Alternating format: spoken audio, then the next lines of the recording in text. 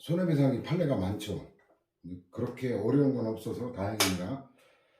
자, 737페이지 직무행위 판단 기준인데 이거는 굉장히 유형화되어 있어요. 일단 직무 범위 내에 속한 행위거나 직무수행의 수단으로서 또는 직무행위에 부수하여 행해진 행위로 임무를 수행하기 위해 실질적 객관적으로 직무와 밀접한 관련이 있는 것도 포함한다. 외관설이에요. 외관의 반대가 실질, 주관 이거거든요. 자, 그러니까 실질적으로 직무행위가 아니거나 또는 행위자로서는 주관적으로 공무집행에 의사가 없더라도 무방하다. 그 실질과 주관하고는 관계없다. 그 다음에 실질적으로 공무집행행위가 아니라는 사정을 피해자가 알았더라도 무방하다. 그러나 본래 직무와 관련이 없는 행위고 심지어 외형상으로도 직무 범위 내에 속한 행위라고 볼 수 없는 경우는 안타깝지만 그건 제외된다는 거. 그 다음에 구체적 사례 보면 자동차 운전해 가는 건데 이건 별로 그렇게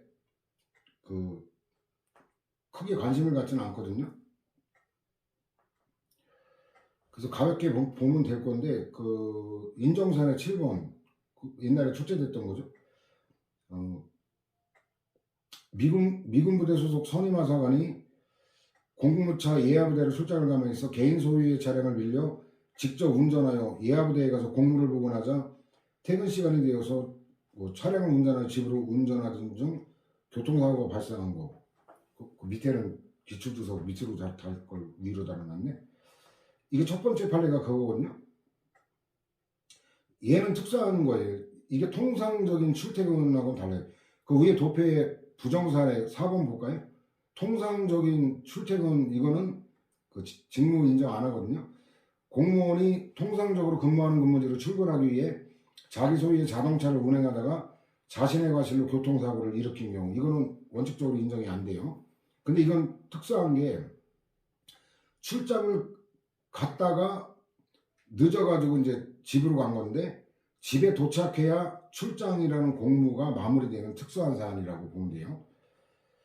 그 다음에 군 중사가 훈련에 대비해서 개인 소유의 오토바이를 운전하여 사전 정찰차 훈련 지역 일대를 돌아보고 기대하다가 교통사고를 일으키는 경우 이것도 외관으로는 당연히 직무행위죠.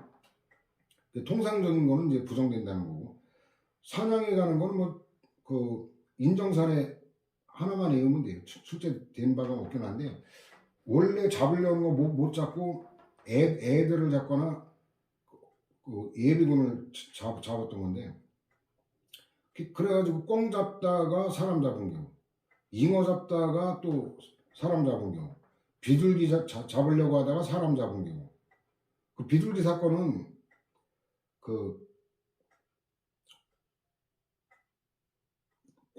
사건이 부정사례 보면은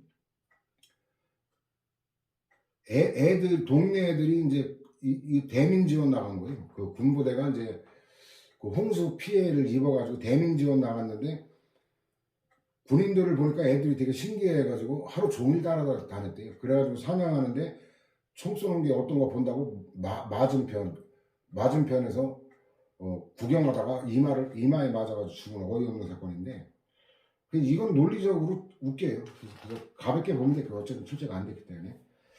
그 다음에 기타 보면은 다 위에 다 납득이 가는 것들일 거고 여기 보면 세무과에 근무하는 구청공무원 갑이 주택정비계장으로 부임하기 이전에 그러니까 뭐예요? 세무과에 근무하는 게 외관으로 주택정비 아파트 입주권하고는 외관으로도 이건 직무행위로 안 보이죠. 그 다음에 상급자가 같은 소대에 새로 전입한 하급자에 대해 암기사항에 관한 교육을 실시하던 중에 암기 상태가 불량하다는 이유로 훈계한 건데 외관으로는 교육으로 보이죠. 울산 김영선 사건이죠. 김영선. 인사업무 담당 공무원이 다른 공무원의 공무원증을 위조한 경우인데 얘가 위조한 건지 얘가 인사 업무 담당 공무원이니까 적법하게 공무원증을 발급한 건지 외관으로는 구별이 안 되죠. 그죠? 그러니까 인정. 그래서 결론은 한 번 보면 안 읽어도 될 정도의 꽤 많아요. 과실의 객관화, 그래서 추상적 경과실인데 이건 어이구 평자가 빠졌네. 평균적 공무원의 주의 의무. 가해 공무원 개인을 기준으로 하는 게 아니라 평균적 공무원을 기준으로 해요. 근데 이것도 의미할 게 뭐냐면 당의 직무를 담당하는 평균이네요. 그 직무가 전혀 다른 걸 기준으로 하는 모든 공무원이 아니에요. 당의 직무를 담당하는. 그러니까 예를 들어 보면 의료 과실도 마찬가지인 게 산부인과 의사가 자궁 외 임신을 발견하지 못하는 거는 과실이 인정되더라도 소아과 의사나 가정의학과 의사가 그 진단하지 못한 거는 과실 인정 안 되는 그런 거하고 똑같아요. 그 다음 사고 차량이 철도건널목에서 일단 정지물을 무시한 채 통과하려 했는데 기관사가 차량을 발견하자마자 경적을 울리고 비상제동 조치를 취한 경우 이거 할 만큼 다 한 거 아니에요. 그죠? 그 다음 가스통 이건 이미 받고 체육 수업을 받던 학생이 쓰러져 위급한 상태에 있으면 응급조치를 해야 되잖아요. 가능한 범위 안에서 유유적절한 응급조치를 즉각 시행함으로써 학생의 생명과 건강에 대한 위험을 제거하거나 최소화할 의무가 있다. 당연한 거고. 그 다음에 그 수식김 사건인데 국가정보기관이 살인사건 가해자인 그 남편 윤태식의 자백으로 피해자 수지킴이 북한공작원이 아니면 알게 되었음에도 이를 숨기기 위해 가해자를 구금 협박한 사안인데 이거 손해배상 책임 인정했죠. 그래 이게 그 전두환 대머리의 신복 장세동도 피고로 공동불법행위자로 들어가 있던 사건이에요. 그 다음에 부정사례는 가볍게 보면 될 거예요. 6번은. 그 다음에 특별송달 우편물의 배달 업무에 종사하는 우편집배원이 압류 및 전부명령 결정 정문을 부적법하게 송달한 경우 손해 있게 될 게 당연히 예견 가능성 이거는 인정할 수 있죠. 그 다음에도 마찬가지예요. 여러분들 읽어보면 될 거고. 그 다음에 이 판례 9번 판례는 785에 사실관계가 나오는데 경찰관이 폭행사고 현장에 도착한 후 가해자를 피해자하고 완전히 격리하고 흉기 소지 여부를 확인하는 등 적절한 다른 조치를 취하지 않은 것은 피해자에게 발생한 피해의 심각성 및 절박한 정도 등에 비춰 현저하게 불합리하다. 이건 위법이라는 말이죠. 또 과실도 인정해서 손해배상 책임 인정하는데 그러나 과실 상계, 과실만큼 금액을 깎아준 785.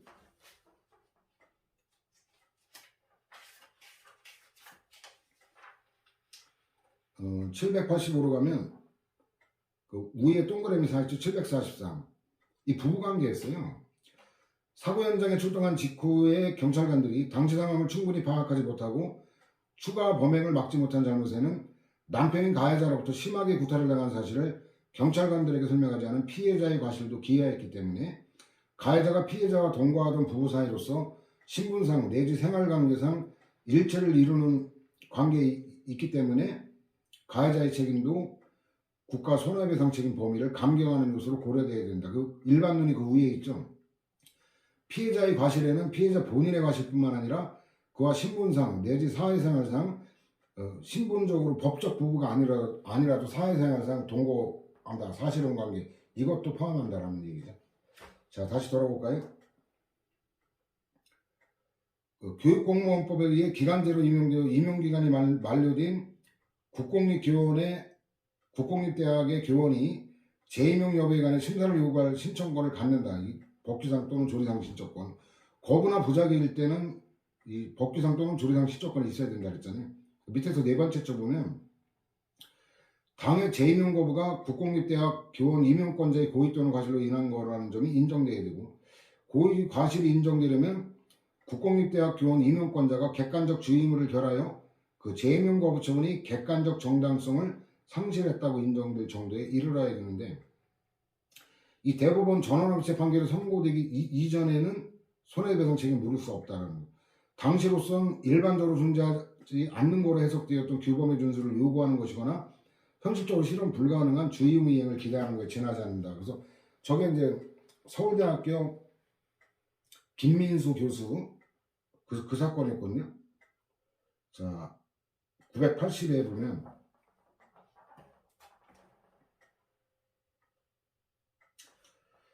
그 밑에 보면 동그라미 니은이 있죠. 그 조규수 재임용 거부 이게 743하고 연결되는데 기간제로 임용되어 임용기간이 만료된 국공립대학의 조교수는 교원으로서의 능력과 자질에 관해 합리적 기준에 의한 공정한 심사를 받아 위 기준에 부합되면 특별한 사정이 없는 한 재임용되리라는 기대를 가지고 재임용 여부에 관해 합리적 기준에 의한 공정한 심사를 요구할 법규상 또는 조례상 시적권을 가진다. 그래도 옛날에 이거 부정했던 걸 파기시킨 거예요. 전원합의체로. 자, 돌아올까요? 근데 그 다음에 이제 구체적인 제한이 또 있죠. 위법한 재임용 거부로 인한 국공립대학 교원 임용권자의 손해배상 책임은 자, 요것도 익혀놔야 돼요. 당해교원의 재심사 신청 의사가 객관적으로 확인된 시점 이후에만 물을 수 있다라는 거. 그 다음에 등기간에 이건데 건물 용도가 유치원이면 교육시설이잖아요. 그러면 이게 이제 담보 설정이 안 되게 돼 있거든요. 그렇다면 상식적인 내용이 나오겠죠. 부동산이 공부상 지정하는 날이 실제로 유치원 교육에 사용되지 않고 있거나 소유자가 유치원 경영자가 아닌 사실이 소명되는 경우에 한하여 등기 신청을 수리해야 될 직무상 주의 의무가 있는데 다음 페이지 그 밑에 판례 두 번째 줄 부동산이 실제로 유치원 교육에 사용되지 않고 있다는 소명 자료를 요구하지 않은 채 등기 신청을 수리하여 근저당권 설정 등기를 마친 사안인데 이거 인정한 거죠. 그 다음 행정청이 관리처분 계획을 인가하는 경우 정비구역 내 토지 등 소유자의 명단과 관리처분 계획상 분양 대상자, 현금 청산 대상자 명단을 대조하여 현금 청산 대상자 중 누락된 사람이 있는지 확인할 의무가 없다. 그리고 행정청이 현금 청산 대상자를 누락하는 등의 하자가 있는 관리처분 계획을 그대로 인가한 경우 손해배상 책임을 부정하는 거. 이렇게까지 다 할 의무가 없다라는 얘기죠. 그 다음에 이게 구로공단 사건이네. 이게 박정희 때 그 강제로 국민의 땅을 강제로 뺏어다가 국가가 공단을 만든 사건이에요. 참 진짜 박정희 참 좋은 일 많이 했죠. 분배 농지를 관리하는 공무원이 농지개혁법에 따라 국가가 매수 취득한 농지임을 제대로 확인하지 아니한 채 제3자에게 처분한 모습. 결국 소유권 날아갔잖아요. 수분배자 또는 원소유자에게 돌려줄 걸 엉뚱한 놈한테 팔아먹었으니까 손해발생하면 당연히 위법행위 인정되겠죠. 그 다음에 자살 의뢰자 식별과 신상파악 관리 처분에 책임이 있는 각급 부대 지휘관 등 관계자가 장병의 자살 등의 사고를 방지하기 위해 취할 조치를 취하지 않은 상황에서 소속 장병의 자살 사고가 발생한 경우 당연히 그 인정되겠죠. 그 구체적 사례가 두 번째 쪽 보면 갑이 해군 교육사령부에서 받은 인성검사에서 부적응, 관심사병, 관심하사가 아니었죠. 자살 예측이라는 결과가 나왔는데 그 자살 우려자 식별과 신상파악 등의 조치가 이루어지지 않은 사안. 그 다음에 안타까운 사건이네요.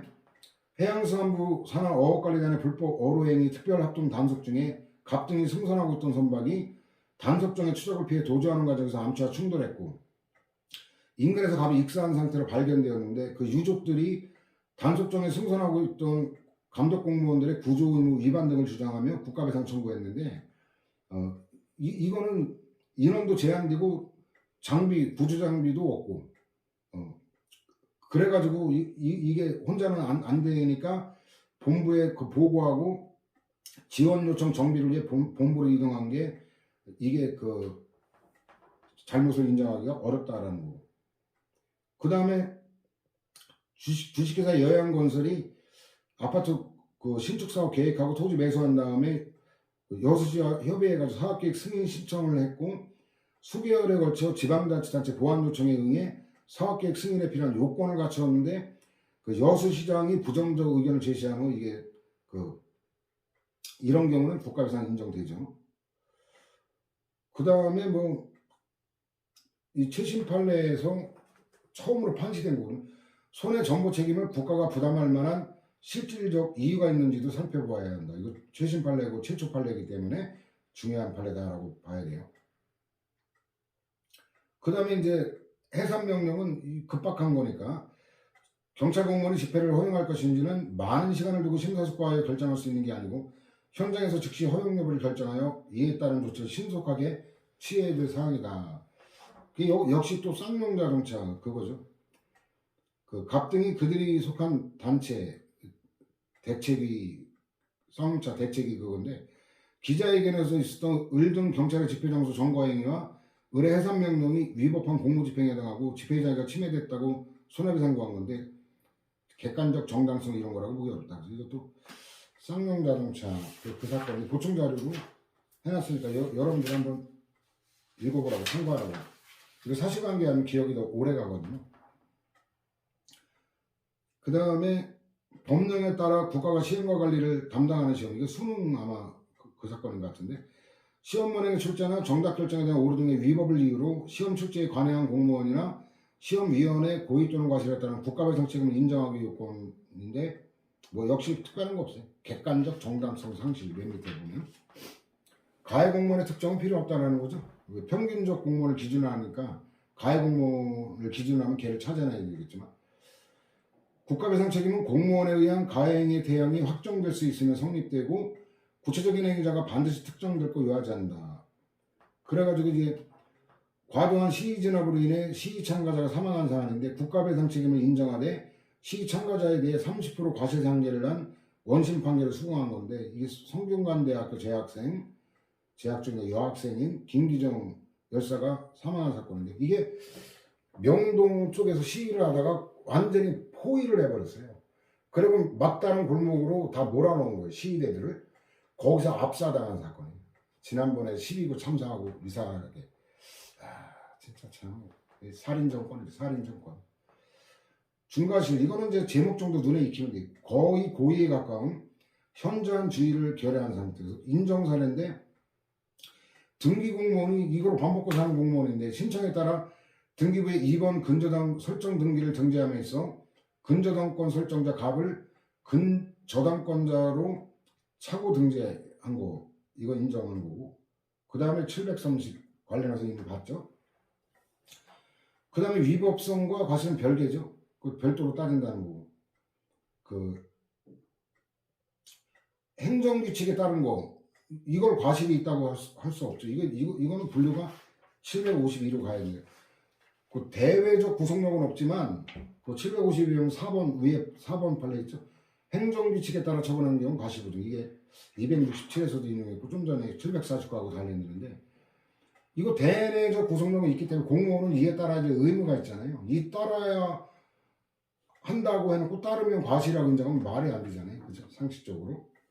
자, 그 다음에 다시 돌아오면 항구조선에서 위법하다고 판단되어 취소됐다. 그럼 위법성이 확정된 거지 고의과실이 확정된 건 아니잖아요. 이건 별도로 따져봐야 된다는 거고, 확정 판결에서 인정된 사실에 반하는 행정 처분함으로써 그 처분에 이해관계가 있는 제3자가 처분의 취소를 구하는 소송을 제기하여 처분이 취소되는 것으로 확정된 경우 국가배상 책임 인정한 건데, 그래서 이 법원이 형사소송법 등 관련 법령에 근거하여 검사에게 어떤 조치를 이행할 걸 명했고 그에 따르는 게 당연한데 안 따른 거 과실 인정. 그 다음에 열람등사 신청했는데 그 거부당하자 법원에 신청했죠. 그래가지고 허용할 걸 명하는 결정했는데 인정 안 한 거 과실 인정. 그 다음 법령 해석의 잘못과 공무원의 과실은 유형화되어 있거든요. 원칙적으로 법치행정 의무가 있잖아요. 원칙적으로 관계법규를 알지 못해 잘못된 처분에서도 과실 인정. 그건 시행령 제정도 마찬가지. 이 광진구 사건인데 지방자치단체가 민간투자사업을 BTO, 이거 보충자료에 1페이지 개념 하는데, 빌드 투 아퍼레이트, 그래서 빌드는 자기 돈으로 건축해서 트랜스퍼, 소유권을 이전하는데, 다만 아퍼레이트, 그 운영권, 뭐 한 30년 운영권으로 이제 투자자금 뽑아내겠다, 이런 방식이 이제 BTO 방식이거든요. 추진하기로 하여 이제 갑주식회사가 실시협약을 체결했는데, 지방의 사전 의결 대상이었는데 의결이 없었음을 이유로 이게 나중에 무효가 됐죠. 그래가지고 직무상 의무 위반으로 인정하는데, 갑회사도 이거 갖고 장사하는 놈이 그 의결 없이 체결되는 실시협약이 무임을 모르는데 얘도 과실이 있다, 이걸 20%로 제한해 버렸죠. 80% 손해본 거죠. 저건 법령에서는 실무취급리가 있는 경우 426에서 있는데, 이거는 더 말할 것도 없죠. 이건 이미 받고, 그다음 법령에서는 실무취급리가 없는 경우 이 첫째 거는 받고, 위법성 정도 취소 사연이 10개 없죠. 그 행위 근거가 된 법률에 대해서 나중에 헌재가 위헌 결정을 했다고 고의가실 인정할 수가 없죠. 이거는 뭐 그 전에 알 수가 없는 거니까. 이런 논리는 우리가 많이 봤기 때문에. 그 다음에도 마찬가지. 시행령에 관한 건데 나름대로 함정 근거 뭐 이거 뻔하죠.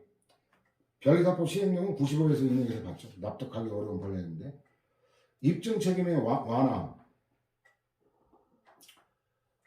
그래서 국세 확정 전에 보전 압류를 하는 보전 압류에 의해 증서하려는 국세 전부 또는 일부가 확정되지 못한 경우 국가가 부당한 보전 압류로 납세자가 입은 손해를 배상할 책임이 있다는 거 당연한 얘기겠고 행정부 책임 미리 받고 위법성 이거 542에서 인용했죠.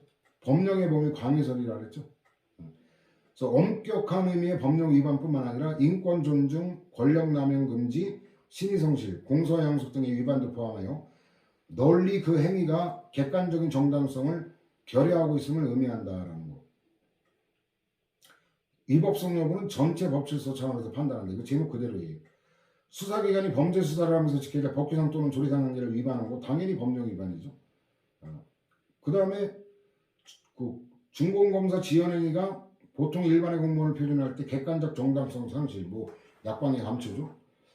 그 다음에 사법시험에 가는 건데 객관적 정당성 상실, 뭐 그 다음 행정청의 처분여부 결정의 지체로 국가배상 책임이 성립하기 위한 요건인데 곧바로 단정할 수는 없다는 거예요. 역시 객관적 정당성 상실, 이거 다 똑같은 거라. 그래서 8번 같은 경우는 지합적인 건데 호봉승급에 따른 급여체계에 적용받는 정규 교원만 의미하지 기간제 교원은 포함하지 않는다라는 거고, 따라서 손해배상 책임 인정 안 된다는 거고, 그 다음 해군본부 사건이 정부에 대한 비판 자체를 원천적으로 배제하려는 공권력의 행사에 정당성을 인정할 수 없다는 건데, 정부의 정책에 대해 정치적 반대 의사를 표시하는 것은 헌법이 보장하는 정치적 자유의 가장 핵심적인 부분이고, 네 번째 주가는 정부에 대한 비판에 대해 합리적 홍보와 설득으로 대처하는 게 아니라 비판 자체를 원천적으로 배제하려는 공권력 행사는 대한민국 헌법이 규정하고 있는 자유민주적 기본 질서에 부합하지 아니함으로 정당성을 인정할 수 없다는 거고, 다만 국가기관이 자신관리 운영하는 홈페이지에 게시된 글에 대해 정부의 정책에 찬성 또는 반대하는 내용인지에 따라 선별적으로 삭제 여부를 결정하는 것도 허용되지 않는데, 근데 이제 구체적 사건에서는 결론이 희한하게 됐어요. 해군본부가 해군 홈페이지 자유 게시판에 게시된 제주 해군기지 건설 사업에 반대하는 취지의 항의글 100여 건을 삭제하는 조치를 취한 건데, 이거는 위법 인정이 안 됐어요. 구체적 사안에서는. 해군 홈페이지 자유 게시판이 정책 논쟁의 장이 되어서는 안 된다는 점. 게시글 삭제 사유는 정치적 목적이나 성향이 있는 경우에 해당하고, 반대 의견을 표출하는 항의 시위의 1차적 목적은 달성됐고, 현행법상 국가기관으로 하여금 인터넷 공간에서 항의 시위의 결과물인 게시글을 영구히 또는 일정 기간 보존해야 될 의무를 부과하는 규정은 없는 거죠. 그러니까 아예 처음부터 그냥 바로 삭제했으면 위법이 인정되는 건데, 얼마 정도 시간 뒀다가 삭제했기 때문에 그 정도로 족하다 이렇게 판단한 거예요. 행위 위법과 결과 위법은 뭐 위법이냐 인정되냐 아니냐만 보면 돼요. 그 행위 위법설이 주류적 판례죠. 공무원의 직무집행이 법령이 정한 요건과 절차에 따라 이루어진 거라면 특별한 사정이 없는 한 법령에 적합하다. 이게 법령에 따라서 판단하는 게 행위 위법설이에요. 근데 상대적 위법성설은 여러 가지를 종합적으로 따지는 게 그 상대적 위법성설이에요. 그래서 그거 보면은 네 번째 쪽은 객관적 정당성을 상실했는지 여부는 피치매이 이익의 종류 및 성질 요런 거 피치매이 이익의 결과 책임설의 표지 이것까지 고려하는 게 이제 상대적 위법성설이라고 해석할 수 있는데요. 침해행위가 되는 행정처분의 대응 및 그 원인, 행정처분의 발동에 대한 피해자 측의 관여의 유무, 정도, 손해의 정도 등 재반 사정을 종합, 이게 바로 넓게 인정하는 게 상대적 위법성설이다. 수익적 행정처분은 원래 이익이 되는 거라 위법이 원칙적으로는 잘 안 되겠죠. 수익적 행정처분은 성질상 특별한 사정이 없는 한 그 처분이 이루어지는 것이 신청인의 이익에 부합하고 이에 대한 법규상 제한은 공공의 이익을 위한 거라 그러한 법규상 제한 사유가 없는 한 원칙적으로 허용할 것이 요청된다는 거. 근데 이제 밑에서 세 번째 줄 보면 객관적으로 봐 그 행위로 인해 신청인이 손해를 입게 될 것임이 분명하다고 할 수 있어. 신청인을 위하여도 당해 처분을 거부할 게 요구되는 경우여야 되는데, 그 다음에 필요한 안내나 배려를 하지 않았다는 것만 갖고 바로 위법이라고 말할 수 있다. 이거 강남구 무슨 천? 갑자기 생각이 무슨 천이더라? 이건 양재천이 아니고 양재천이 아니고 보충 자료에 사실관계를 해놨죠.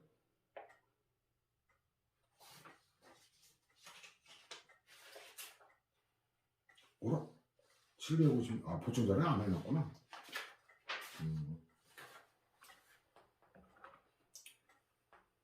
강남구의 대표적인 게 양재천인데 이거 잔디 실험 연구소 설치하는 건데 하청 조명허가 신청해서 조명허가를 받고 컨테이너를 설치했는데 개발 제한 구역이기 때문에 이거는 그 개발행위 허가를 받아야 되는데 안 받았다고 이제 취소가 된 사안인데 이게 강남구의 손해배상 부정했어요. 얘 잘못이 크다라고 본 거예요 결과적으로. 그 다음에 형사책임과 국가배상의 위법성은 이건 별개죠. 그래서 형사상 범죄를 구성하지 아니하는 침해행위라도 민사상으로는 불법행위를 구성할 수 있다는 건데 불법행위에 따른 형사책임은 사회의 법적 질서를 위반한 행위에 대한 책임을 묻는 거로 행위자에 대한 공적인 제재, 즉 형벌을 내용으로 하는데 민사책임은 타인의 법익을 침해한 데 대해 행위자의 개인적 책임을 묻는 거로 피해자에게 발생한 손해정보를 내용하는 거라 또 지도 원리도 다르고 그래서 결론은 별개다라는 거예요. 별개다. 그 다음에 행위 자체의 법 위반인데 국가가 참 저것도 박정희 때 있었던 일이죠. 그 소록도 유명한 거기 국가가 한센병 환자의 치료 및 격리 수용을 위해 운영 통제해온 국립 소록도 병원 등에 소속된 의사 등이 한센인들에게 시행한 정관절제 수술, 불임 수술하네. 임신 증절 수술을 정당 공권의 행사로 인정하기 위한 요건인데 이거 뭐 뒤틀어낼 거 없으니까 읽어보면 되고 결국 국가배상이 인정한 거고 세 번째 보면 국가배상 인정이죠. 그 다음에 수사기관이 법령에 의하지 않고 처분 등으로 변호인의 접견교통권을 제한할 수 없다.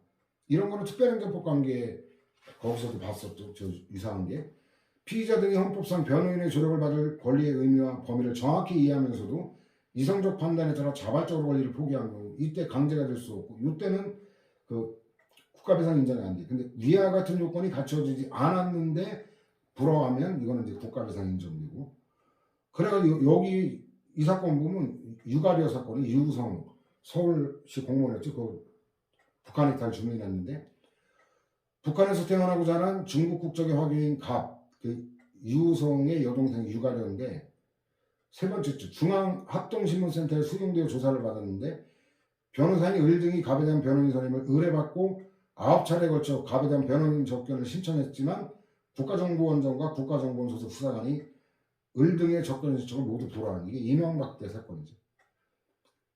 이때 그 공문서를 조작한 검사가 지금 청와대 비서관으로 근무해요. 아주 훌륭한 대통령실이죠. 청와대가 아니라 대통령실. 그 다음에 7번도 뭐 한 번 보면 이럴 것도 없어요. 환지를 지정하지 아니하고 청산금도 지급하지 않고 그럼 땅 그냥 공짜로 뺏어간 거예요. 그럼 당연히 뭐 소유권 상실시키고 국가배상 인정되겠죠. 피의자가 소년 등 사회적 약자인 경우 수사기관은 수사과정 중에 피의자의 방어권 행사에 불이익이 발생하지 않도록 더욱 세심하게 배려할 직무상 의무를 부담한다. 이거 아까 피의자잖아요. 아까 피해자가 여중생일 때도 더욱 세심하게 배려할 의무를 부담한다. 똑같은 논리예요. 그래서 국가배상 뭐 인정할 수 있다는 거고. 공익사업의 시행자가 토지 소유자와 관계인에게 보상액을 지급하지 않고 승낙도 받지 않은 채 공사에 착수해가지고 손해를 입은 경우 당연히 이거는 배상 책임 인정되겠죠. 그 다음 변호인의 접근고통권 침해 당연히 인정되는 거고 그 다음 부패 염려가 있거나 보관하기 어려운 압수물 이거 요건 못 갖춘 채 폐기했다. 그럼 법률 위반이면 당연히 위법이죠. 그 다음에 현저하게 불합리 이건 약관이 감축 현저하게 불합리 그 다음에 저 안타까운 사건인데 전원합의체가 아니었나? 내가 착각을 했나? 다수의 성폭력 범죄로 여러 차례 처벌을 받은 뒤 위치 추적 전자장치를 부착하고 보호관찰을 받고 있던 갑이 을을 강간했어요.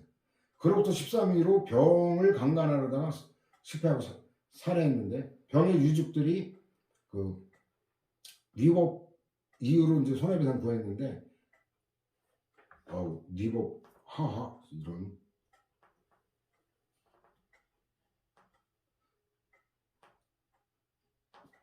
위법하다고 인정한 거죠.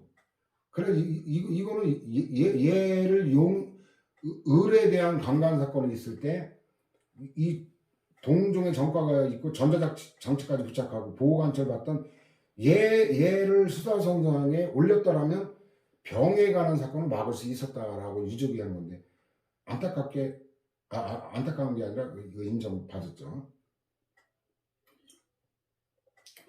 그 다음 집행 방법이 잘못된 경우인데 관련된 건데 경찰관이 교통법규 등을 위반하고 도주하는 차량을 순찰차로 추적하는 직무를 집행하는 거 이거 적법한 공무수행이죠. 도주 차량의 주행에 의해 경찰차도 아니고 더군다나 도주 차량의 주행에 의해 제3자가 손해를 입은 경우 경찰관의 추적행위가 위법이 아니다. 당연한 내용이겠죠.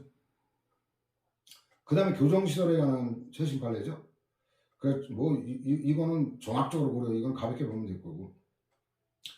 자, 화장실을 제외한 부분에 1인당 소용 면적이 인간으로서의 기본적 욕구에 따른 일상생활조차 어렵게 할 만큼 협소한 경우 당연히 이건 위법이겠죠. 당연히 숫자까지 외울 건 아닌데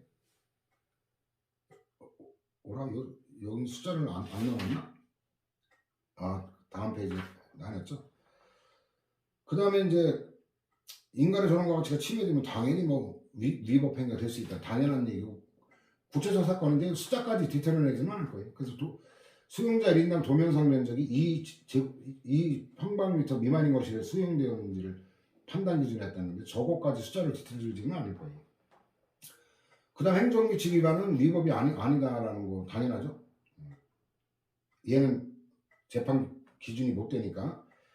재량행위인데 현저한 불합리 뻔하죠.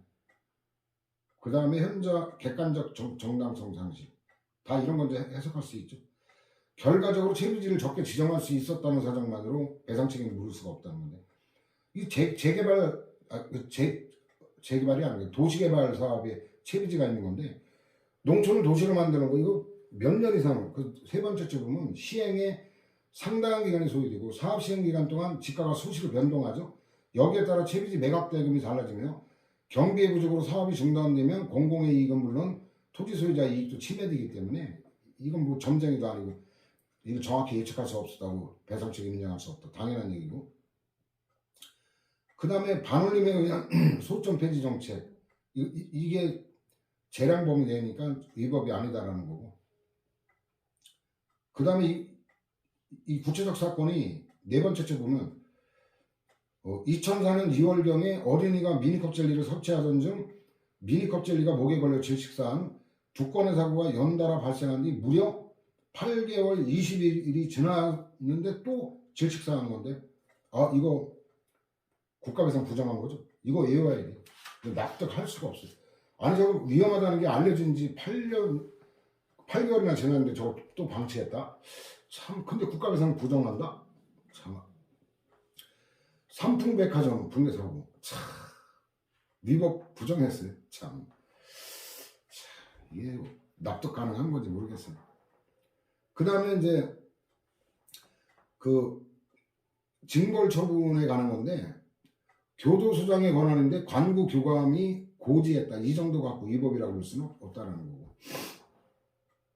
그 다음에 위법한 감금 행위가 되려면 이거는 72시간 내에 필요한 요건을 갖추지 못할 때는 즉시 퇴원시켜야 되는 거. 그 다음에 그 시간이 지나면 불법 감금 행위로 불법 행위가 성립된다는 거고.